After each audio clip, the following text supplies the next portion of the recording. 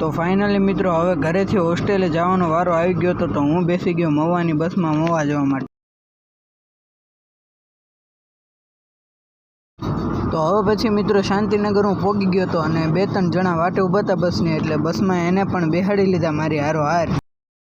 અને પછી મેં જોયું મિત્રો તો આવી ગયું તો મોટા ખુટવડા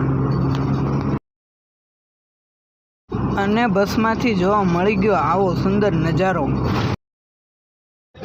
અને મિત્રો હવે આવતી હતી ડુંગળીની વાયસ, એટલે હવે તો મને ખબર પડી જ ગઈ હતી કે મહુવા આવી ગયું. અને મિત્રો પછી ચડી ગયા હતા હાઈવે ઉપર, ને હવે હાઈવેથી મહુવા થોડુંક જ આગું થાય, એટલે 3 કિલોમીટર આપણે મહુવાથી આગા છીએ. અને પછી લાગી ગઈ હતી ભૂખ, તો હું ખાવા આવી ગયો દાબેલી. અને મિત્રો આ છે મારી સ્કૂલ. જો ગમી હોય તો લાઈક કરવાનું ભૂલતા નહીં. અને આપણા ગુરુકુળનો ઇન્ટરવ્યૂ આગળથી આવી રીતનો લાગે છે તો કોમેન્ટમાં જણાવજો કેવો લાગ્યો. અને પછી પહોંચી ગયો ગેટ ઉપર, અને પછી આવી ગયો હું મારી રૂમમાં.